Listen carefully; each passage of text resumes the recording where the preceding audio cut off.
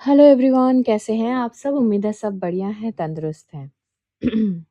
तो भैया जी इन दिनों कुछ गाना-वाना गा रहे हैं। उनमें से एक गाना जो बहुत शिद्दत से भैया जी गा रहे थे, तेरे दर्द से दिल आबाद रहा, तेरे दर्द से दिल आबाद रहा, कुछ भूल गए कुछ याद रहा, कुछ याद रहा।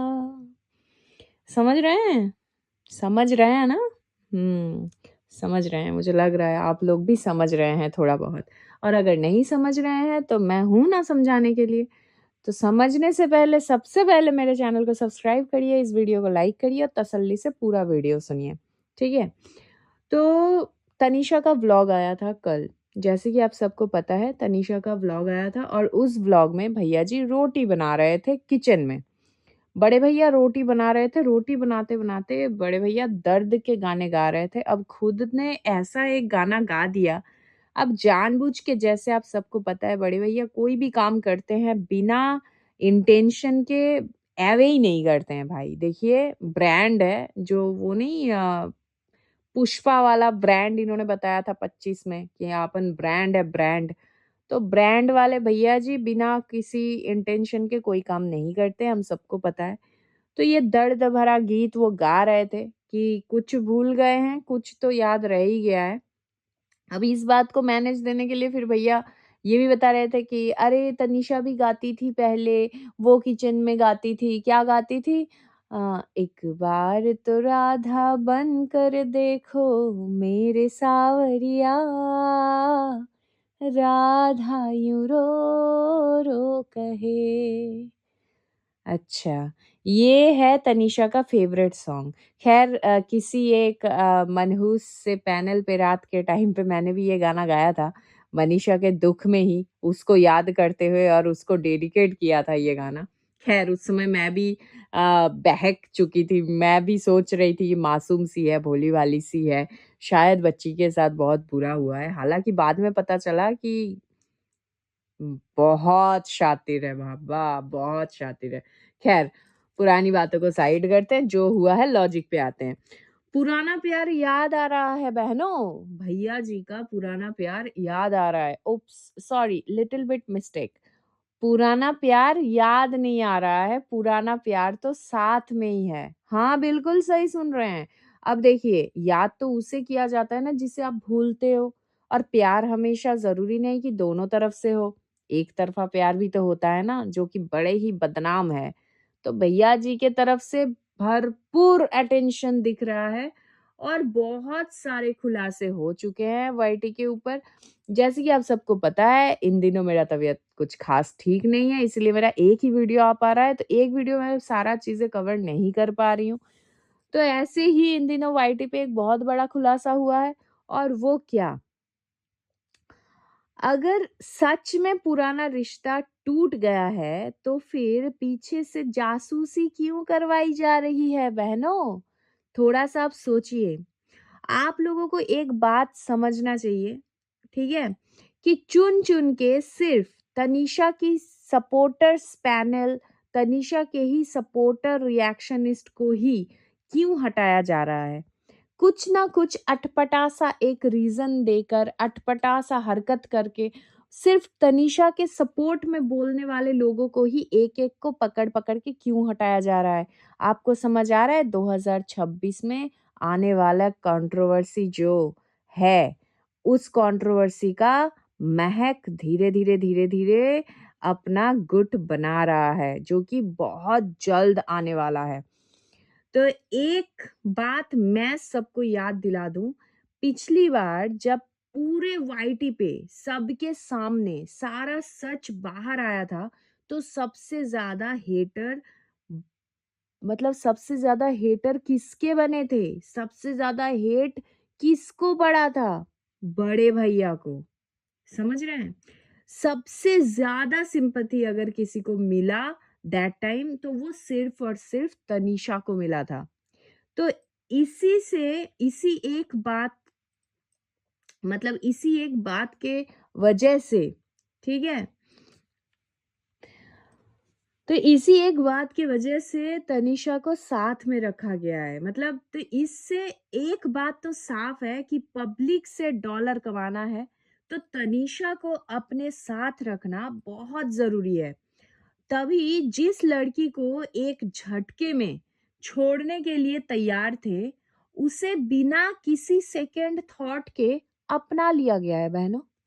मतलब नेहा के साथ ये आगे बढ़ेंगे, नहीं बढ़ेंगे, नेहा ने एक्सेप्ट किया, नहीं किया, रिश्ता टूटा, नहीं टूटा, जो भी हुआ, इस बीच में जो बड़े भैया के तरफ से स्टेटमेंट्स आए थे, ठीक है? अच्छा एक और चीज़ मैं यहाँ पे बता दूँ सबसे पहले कि प्लीज़ मेरा वीडियो तनीषा तक कोई मत पहुँचाना क्योंकि मैं पर्सनली नहीं चाहती हूँ कि ये वीडियो वो सुने।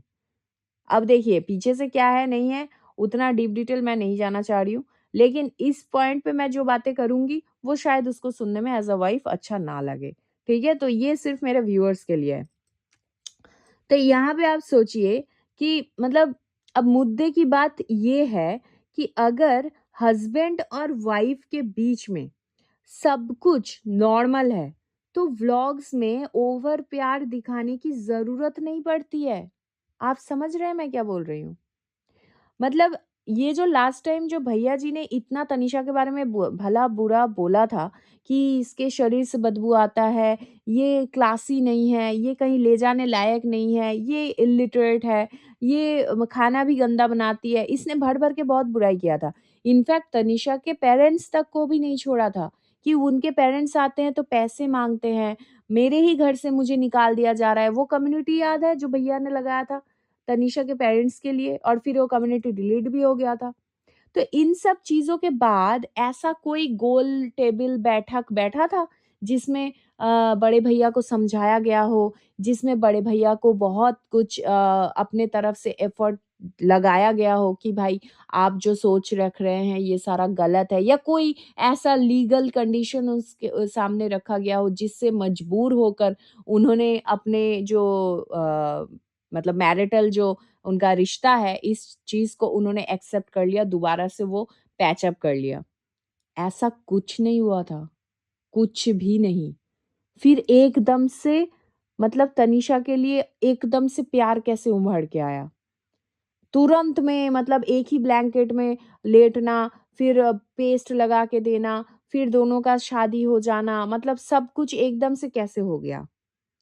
तो कहीं न कहीं आपको ये समझना पड़ेगा कि ये जो पूरी चीज़ें हुई है, ये भाई स्क्रिप्टेड था। एक तो ये स्क्रिप्ट था और स्क्रिप्ट के आड़ में कुछ तो रियलिटी रही है, जो कि ये जो बड़े भैया हैं, उस जगह से वो अपना दिल बाहर निकाल के ला नहीं पा रहे हैं। अभी भी इनका दिल वहीं पे अटका हुआ है। क्योंकि देखिए, ये जो वीडियो में दिखा रहे हैं ना लवी-डवी वाला सीन, अगर ये वास्तव में ही होता, तो ये दिखाने की नौबत नहीं आती। मतलब जिस तरीके से वो किचन में जा के ज़बरदस्ती पकड़-पकड़ के वीडियो बना रहे हैं, इस तरीके से बनाने की ज़रूरत नहीं पड़ती। मतलब हमारे सामने तो दीदी जी भी एक एग्ज़ाम्पल है। बैंगलोर वाली दीदी जी भी अपने हस्बैंड मतलब उनका जो लड्डू यानी उनके जो हस्बैंड है पतिदेव जी, वो तो बहुत प्यार करते हैं ना अपनी वाइफ़ से और दीदी जी भी बहुत करती है। तो आज तक इन दोनों को तो नहीं दिखा है ये ऐसे चिपका-चिपकी वाला हरकत करते हुए व्लॉग में। मतलब आप समझ रहे हो मतलब लॉजिकली समझिए मैं क्या बोल रही हूँ।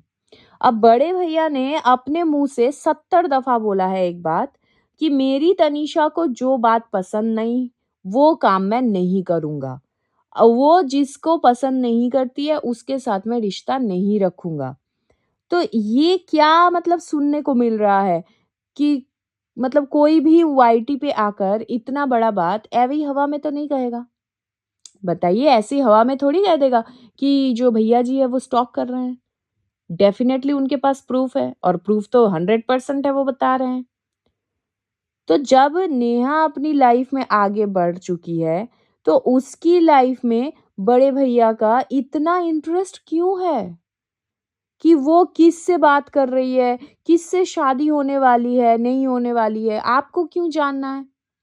इनफैक्ट जब एक्स-पीआर भी अपनी लाइफ़ में मूव ऑन कर चुकी है, तो उसको भी परेशान करवाया जा रहा है। आपको मैं एक-एक करके बताती हूँ। देखिए, सबसे पहले नेहा का जो मैटर निकला है, यहाँ पे मैं उन सब के लिए बताना चाहती हूँ, अगर दोनों इंसान एक गलत रिलेशन में था और फिर उसके बाद दोनों अपना रास्ता निकल गए अलग-अलग, तो अगर जब लड़का अपने वाइफ के साथ खुश है, अकॉर्डिंग टू देयर सपोर्टर्स, तो नेहा को भी अपने लाइफ में खुश होने का अधिकार है। तो ये क्यों रुकी रहे? ये भी मूव ऑन करेगी, ये भी शादी करेगी, इनका भी फ्यूचर है ना? तो यहाँ पे एक सोचने वाली बात है कि नेहा के पीछे स्टॉक किया जा रहा है, मतलब स्टॉकिंग चल रहा है कि उसका किससे बात हो रहा है, नहीं हो रहा है, कौन आईटी इंजीनियर है, क्या है, नहीं है और इसका रीज़न क्या हो सकता है? मतलब भैया जी चाहते हैं किसी तरीके से नेहा का दोबारा कहीं पे अगर हो रहा है, बन रहा है बात, तो वो बात बिगड़ जाए, ताकि नेहा सिंगल ही रहे आजीवन, ठीक है? और ये खुद अपने रिलेशन में बच्चा-वच्चा करके इन्वॉल्व भी नहीं होना चाह रहे हैं पूरी तरीके से। मतलब पूरी तरीके से घरेलू भी नहीं बन रहा है यहाँ पे ये इंसान, ठीक है? अब मैं यहाँ पे पीआर वाली बात बताती हूँ, ठीक है? कि पीआर को लिटरली परेशान करवाया जा रहा है और इसका कारण सिर्फ़ इतना है कि वो नेहा के लिए अच्छा बोलकर वीडियो बना रही है। आप समझ रहे हो परेशानी किस चीज़ का है? जब वो बीच में वीडियो नहीं बना रही थी या किसी अदर टॉपिक पे वीडियो बना रही थी तब इतने बात नहीं आए। अब एकदम से नेहा के लिए वीडियो बन रहा है तो बहुत सारे बात आ रहे हैं, ठीक है? तो अब उसकी चैट लीक करवाई जा रही है। अब आप सब बताइए जो चैट सिर्फ़ बैंगलोर वाली दीदी जी के साथ हुआ था, वो चैट दीदी जी के फ़ोन से दीदी जी के अलावा कौन बाहर निकालेगा? तो जो दीदी जी हर बार लाइव में आकर ये बताती हैं कि मुझे कंट्रोवर्सी में नहीं पड़ना, तो आप समझ सकते हो कि उनके अंदर भी कंट्रोवर्सी करने की कितनी बुरी वाली तलब है। अब आप बताइए क्योंकि कोई रिएक्शनिस्ट मतलब जो एक्स पीआर है, वो अगर अपने फेलो रिएक्शनिस्ट किसी को भी, वो चाहे धमकी दे, चाहे लड़ाई करे, चाहे जो मर्ज़ी सो बोले, ठीक है? अपना वीडियो बनाए। उस बीच ये दीदी जी का चैट निकालना उस रिएक्शनिस्ट के अगेंस्ट ये मतलब दर्शाता है सीधा-सीधा कि दीदी जी भी हर मतलब दीदी जी भी हर कंट्रोवर्सी में अपना पूरा-पूरा योगदान देती है। मतलब कहीं न कहीं उस एक्स-पीआर को भी दबाने की कोशिश की जा रही है। अननेसेसरीली मतलब इसके पीछे का इंटेंशन क्या हो सकता है? आप सोचिए और कमेंट में ज़रूर बताइए। ठीक है?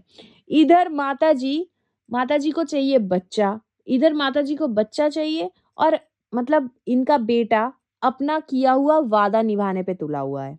कैसा वादा? जब तक नेहा का शादी किसी और से नहीं होगा तब तक भैया जी पिता नहीं बनेंगे, ऐसा वादा। अब आप बताइए जो इंसान अपनी वाइफ के लिए इतना डेडिकेटेड रहेगा, वो किसी पराई औरत को ऐसा वादा क्यों करेगा? क्योंकि बच्चा तो बहुत प्रेशियस चीज़ होता है भाई, मतलब आपकी प्यार की निशानी। आप कितना प्यार करते हो एक-दूसरे को, उसकी निशानी होती है बच्चा। ये माताजी के थॉट प्रोसेस से तो कुछ और ही होता है कि हस्बैंड-वाइफ मतलब लड़का-लड़की एक साथ है तो भाई आज नहीं तो कल हो ही जाएगा। ये जो ज्ञान बाँटती फिर रही है ये गोदी में बगल में छोटा-छोटा बच्चा रख के, वो तो बेसलेस है। एक्चुअल में जो है कि हस्बैंड-वाइफ के बीच में कितना प्यार है, वो प्यार का निशान ही होता है बच्चा। तो ऐसा मतलब अटपटा वादा इन्होंने किया ही क्यों? क्या यही असली कारण है कि जिस वजह से वो नेहा का शादी रुकवाना चाह रहा है पीछे से, स्टॉक करके? कि उसे इसके साथ सेटल नहीं होना है, तनीषा के साथ और इसी वजह से वो बेबी नहीं कर रहा है? आपका क्या राय है इस बारे में? अगर थोड़ा-सा भी कहीं पे भी आपको पॉइंट लगा, बातों में अगर वज़न लगा, तो ज़रूर इस वीडियो को लाइक कर देना और कमेंट में अपना पीओवी ज़रूर बताना। और अगर आप मेरे चैनल पे नए हैं, तो please do like, share and subscribe to my YouTube channel which is foodies reaction by T. मिलते हैं नेक्स्ट वीडियो में, तब तक के लिए take care, bye bye, love you all.